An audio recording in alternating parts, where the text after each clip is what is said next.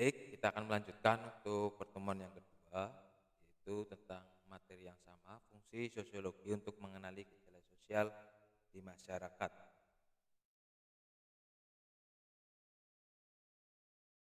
Ya.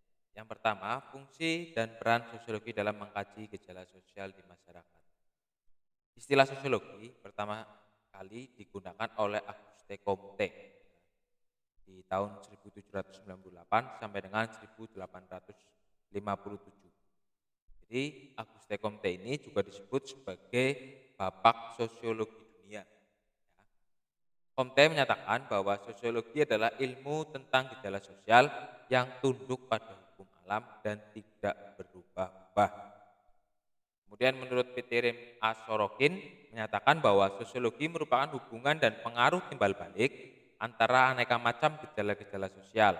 Misalnya antara gejala ekonomi dan agama, keluarga dan moral, hukum dan ekonomi, serta masyarakat dan politik.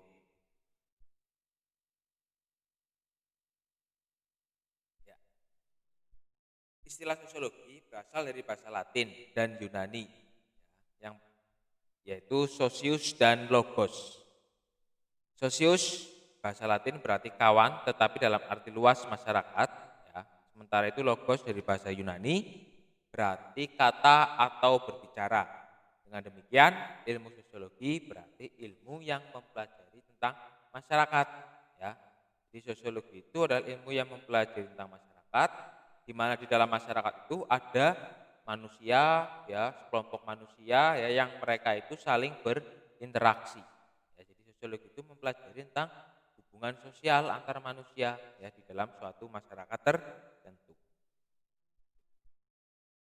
Ya, itu contoh dari sosiologi masyarakat, yaitu ada pakaian adat. Kemudian tokoh yang pertama yang meletakkan sosiologi sebagai sebuah ilmu adalah Emil Durkheim. Metodologi sosiologinya menurut Durkheim menggunakan konsep bebas nilai, value free.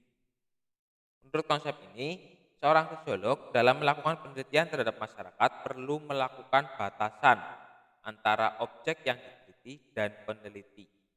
Dengan demikian, hasil penelitian yang diperoleh dapat bersifat objektif. Jadi, seorang peneliti sosiologi harus memiliki batasan, ya, sehingga hasil penelitiannya itu bersifat objektif. Jadi, peneliti itu tidak boleh bersifat subjektif. Ya, subjektif ini di sini adalah tidak boleh memihak, ya, memihak pada dirinya sendiri ataupun memihak pada objek yang ditelitinya. Itu. Kemudian ciri-ciri sosiologi sebagai ilmu pengetahuan. Ini yang sering kita pahami ya, kita harus pahami ya. Sosiologi bersifat empiris. Sosiologi tidak spekulatif dan hanya menggunakan akal sehat. Jadi ilmu sosiologi itu tidak menduga-duga. Ya, spekulatif itu menduga-duga. Ya. Kemudian yang kedua, sosiologi bersifat teoritis. Sosiologi berusaha menyusun abstraksi dari hasil-hasil observasi. Observasi itu apa? Observasi itu adalah pengamatan. Ya.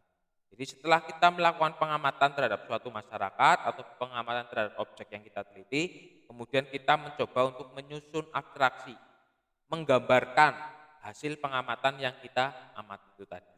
Ya. Kemudian sosiologi bersifat kumulatif. Teori-teori sosiologi dibentuk berdasarkan teori yang telah ada sebelumnya, dalam arti memperbaiki, memperluas, dan memperhalus teori-teori yang lama.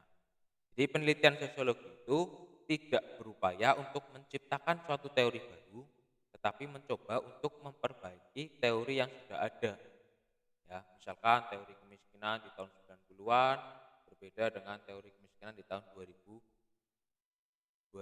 ke atas atau 2010 ke atas ya. Kemudian pengangguran, kriminalitas ya, kenakalan remaja ya.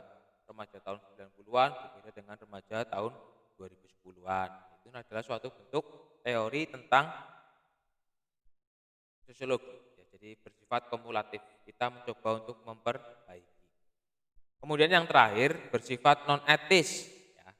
Sosiologi tidak mencari baik buruk suatu fakta, tetapi menjelaskan fakta-fakta tersebut secara analitis. Itulah sebabnya para sosiolog tidak bertugas untuk mengomentari dan menilai baik buruknya tingkah laku sosial suatu masyarakat. Tetapi apa? Seorang sosiolog itu mencoba untuk menjelaskan, mencari tahu suatu perilaku atau tingkah laku sosial di dalam masyarakat. Ya, jadi kita tidak boleh menilai baik buruknya suatu perilaku dalam masyarakat. Ya, misalkan kemarin ini yang sedang ramai ya, adanya prostitusi online artis. Ya, kita tidak boleh menjudge bahwa prostitusi online artis itu adalah tindakan yang tidak baik. Kita tidak boleh seperti itu, tapi kita mencoba untuk menjelaskan kenapa artis-artis sekarang ini sering terjadi atau sering terlibat permasalahan kasus prostitusi online. Ya, itu seperti itu. Itu adalah ciri-ciri sosiologi sebagai ilmu pengetahuan. Ada 4, yaitu yang pertama empiris, teoritis, kumulatif, dan non-etis. Itu materi yang bisa saya sampaikan di pertemuan yang kedua ini. Semoga bermanfaat buat kita semua. Terima kasih. Wassalamualaikum warahmatullahi wabarakatuh.